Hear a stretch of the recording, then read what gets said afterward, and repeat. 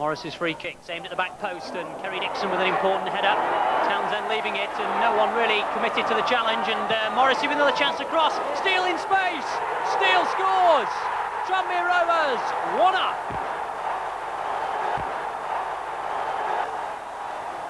Neat play from Wise, brings Lasso in.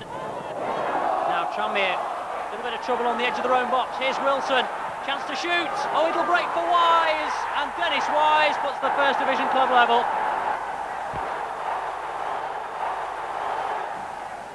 Townsend, driven ball, Nixon, that's not quite what he intended, and Wilson's shot's blocked. Hughes bringing it away, just flicking it forward, and the referee, well, he's gone straight towards his back pocket, and Matthew, who has already been booked, that's a second bookable offence, says the referee, and Matthew is sent off. Morrissey now, in space, chance to think about who to play it to. Steele's in the middle, oh, that's a tremendous save. Superb goalkeeping from Kevin Hitchcock. Mark Hughes ushering men forward, lofted towards Steele. Good flick on, Aldridge with a chance, Townsend's challenge, penalty. Well, there's been a lot of talk about the little feint that John Aldridge does before the strike of the penalty, and is that what Hitchcock's after? Now, the feint, the goal, Tranmere 2-1, Chelsea absolutely furious, but the goal will stand. Free kick from McNabb, and there's trouble in the Chelsea box. Malkin, and again, it's all over now. Tranmere 3, Chelsea 1. Luton Town are conceding goals galore away from home these days. 3 headed goals swept Birmingham City into round 3 on Tuesday night. The first from Dean Peer after half an hour. The second soon after the break, of the sneak round the back variety, from Nigel Gleghorn. Luton, twice behind in the first game a fortnight ago, had some catching up to do again. But 2 goals in 3 minutes from the young Ulsterman Philip Gray did it for them. First, fastening on to Richard Harvey's cross as the Birmingham defenders looked on. And then as the Birmingham defenders looked to the linesman, Gray went on alone to complete a one-man rescue service. But a minute short of extra time, Luton broke down again. 2 unconvincing attempts at clearing their lines. Gleghorn finding their blind spot beyond the far post once more, and dashing off to the celebration party, complete with guest Palace and next at St Andrews. Wimbledon were the most vulnerable of the big leaguers, beaten at their adopted home by Peterborough in the first leg. They went further behind in the second to Gary Kimball's goal before half-time. Worse was to follow when David Riley was allowed a clear run at goal to put Peterborough 3 up on aggregate, leaving manager Chris Turner wondering where all that famed Wimbledon fighting spirit had gone. He didn't have to wait too long to find out. Familiar set-piece expertise, Andy Clarke in at the kill, trying to whip up some support for a comeback on his way back. And 20 minutes from time, it was his run and tumble that got the linesman's support. Penalty indicated for Noel Luke's challenge. Now, pretend you're the goalkeeper. Which way is Fash going to put it? Everton hearts were in Everton mouths once or twice in the first half of last night's return at Vicarage Road. Steve Butler wasted the best of a number of chances to level the aggregate scores. But Howard Kendall's team occasionally broke with devastating pace and penetration, Kevin Ratcliffe almost scoring before half-time. The second half was a tale of 2 substitutions. First, 19-year-old Watford sub Darren Baisley scored 9 minutes after coming on, against the run of second-half play, and soon after a strong Everton penalty appeal had been turned down. 9 minutes to go, extra time beckoning, enter Everton substitute Mike Newell. He'd been on the field all of 4 minutes when Harper's adventure and Cotty's determination served up the chance to put Everton back in front. As Howard Kendall said afterwards, they found the extra gear when they needed it. A minute later, Beardsley took his autumn tally to 9 goals in as many games. Pat Nevin wide awake to Peter's positioning. The rest now a formality to a new Everton hero, and maybe still a future England hero. Chester certainly put the frighteners on. Morton's shot saved. Lightfoot's header tipped over. More pandemonium in defence, scrambled away by Neil Poynton. But this is how to score. Another Clive Allen special. A Predators goal of sheer quality. leaving the fans chanting this message.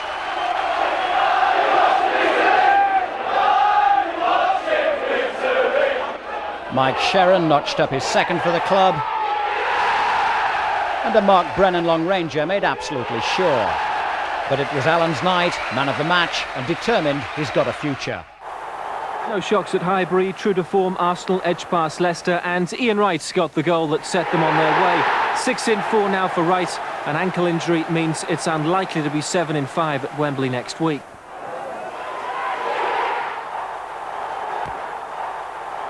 Hartlepool found Crystal Palace a far different prospect on their own ground.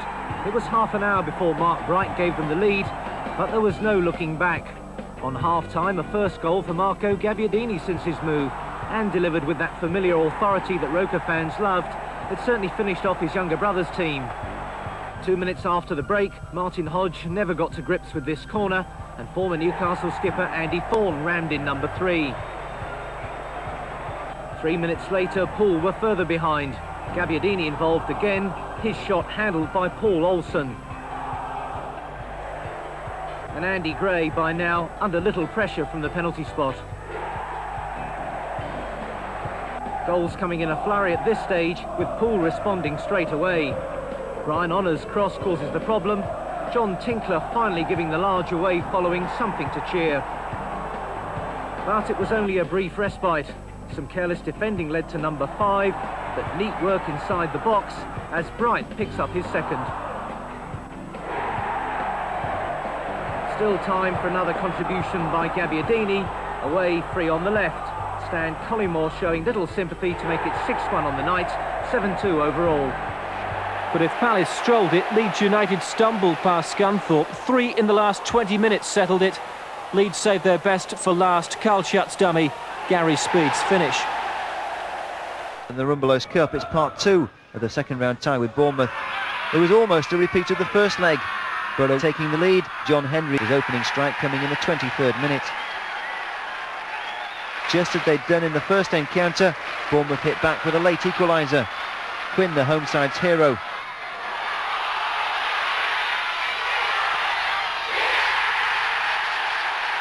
That sent the tie into extra time, and a penalty shootout was just 3 minutes away when Rowland brought down Henry. Up stepped Gary Parkinson, and the Borough fullback made no mistake to book a place in round 3. To recover from a 4-0 deficit at Highfield Road 2 weeks ago was a bit too much to ask for, but at least Rochdale claimed a memorable victory to give their promotion bid an even greater infusion of confidence. Andy Milner, 2 minutes from time. Wigan are winning more admirers than games. They stretched the First Division side, played some really good football, but went out of the competition to a brilliant goal. Tony Agana pulling the ball back perfectly for the former Bury player Jamie Hoyland. Barnsley winning at home in the competition for the first time since 1982. David Curry's long shot turned in by O'Connell. Well, that took the game into extra time. Blackpool had chances, but the tie was decided by John Pearson's goal. Another foregone conclusion, but Bolton had their moments, pulling back to 2-2 after 2 early strikes by Forest. Julian Darby with another from midfield. But as midfield goal scorers go, there are few, if none better in the modern game than Roy Keane. 2 on the night, 2 a fortnight ago, 9-2 the aggregate score.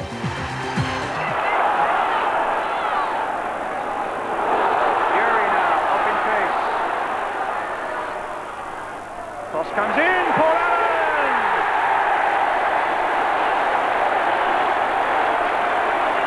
Paul Allen scores for Tottenham. Mabbott. Naeem. Trying to get Jury in here. He's given a penalty for the foul on Jury. That looked a bit tough to me. Well, that certainly didn't look a penalty to me, I must say. And the man on the spot now is Gary Lineker. 12 goals already to his credit this season. Roger Freestone between him and number 13 that will give Spurs a bit of breathing space. A cheeky penalty. by Gary Lineker. Davis. Gilligan. Fountain again. Lineker. Samways up ahead of Lineker now. Little flick by Lineker to Samways, turned back to him, and an own goal by Brazil.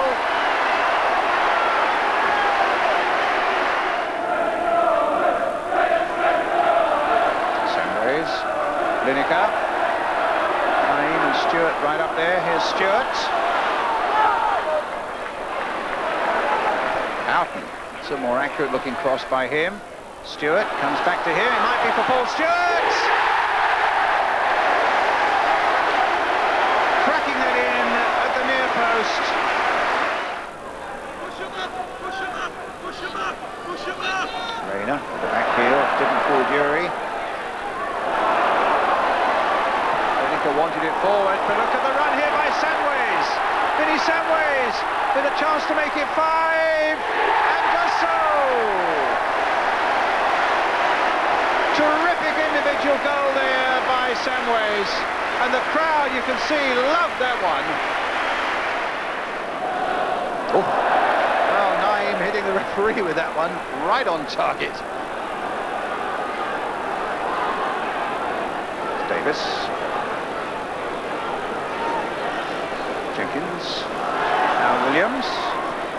Will there be consolation here? There is! Scored by Sean Chappell. David Burrows, though, for Liverpool. Walters wide to his left. Rushes in there. It's there from Matt Manaman. 8 minutes. Liverpool in front.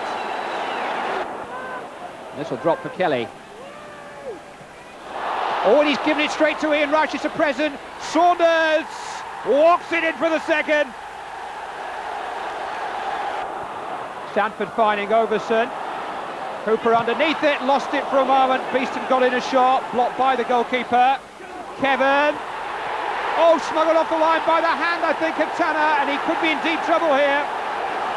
It'll be a penalty, no doubt about that. Not even a caution, it would seem. What a moment for Wayne Biggins. Oh, and Hooper got a foot to it, but Biggins has scored. And Stoke believe again. Rush. McManaman. Houghton making the break beyond Ian Scott. And Houghton's got in behind them here. And Walters is there. And that is game, set and match. Made by Houghton. Finished by Walters. Stoke finished with it. And Jerry Marsden's anthem has taken over from Tom Jones's, although Hooper still has some goalkeeping to do, and Stoke have scored again. They just don't know when they're beaten. Flicked on initially by Sanford, and helped in, I think, by Wayne Biggins. On to Wednesday, 2 more First Division scalps claimed by the away goals rule. Grimsby's at Villa Park was a penalty, fair reward for a delightful move. Checked by Cowan's despairing tackle on Cunnington. Another that might have been further punished in the early season red card purge. Punishment enough, meted out by David Gilbert's penalty this time. Ron Atkinson was a League Cup winner earlier this year. He clung on hopefully into extra time after Sean Teal had stooped to equalise, but not stooped to conquer Game Grimsby, who now take on Spurs. 2 goals in the first hour at Meadow Lane enabled Port Vale to account for Notts County. Martin Foyle adding impressively to his account before the break. Keith Houchin, still good enough and strong enough, gave Vale a 3-goal aggregate lead just after the break. But Notts almost turned it around. Tommy Johnson serving up the ammunition for Kevin Bartlett in the 62nd and again in the 69th minute. Johnson seems to be developing into a more consistent talent these days. It took him a little while longer to reach Bartlett this time. 2-2 on the night. Then Bartlett returned the favour via a much contested handball decision against Dean Glover. The linesman certainly saw something that I didn't. A penalty enough to take the game into extra time, but Tommy Johnson's goal couldn't prevent Port Vale edging through on away goals. Away to Liverpool next. Beresford. Good lateral pass.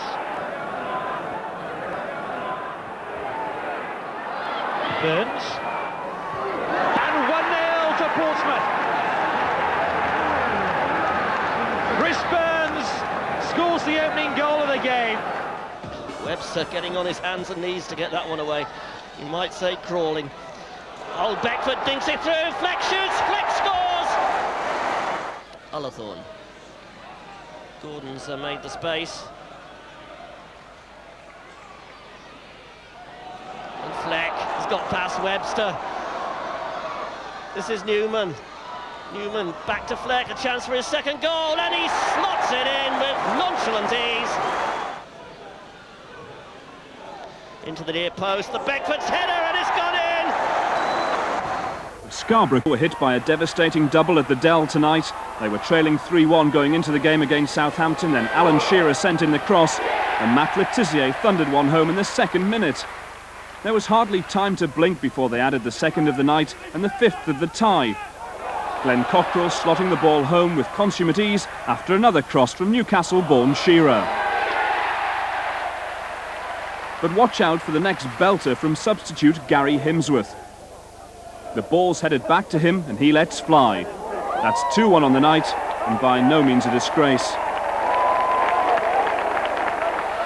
Keeper Jason Priestley does well to hang on to this cracker, but Ray McHale's side are definitely had a point to prove. They're faltering at the foot of the fourth, but they kept attacking the Saints.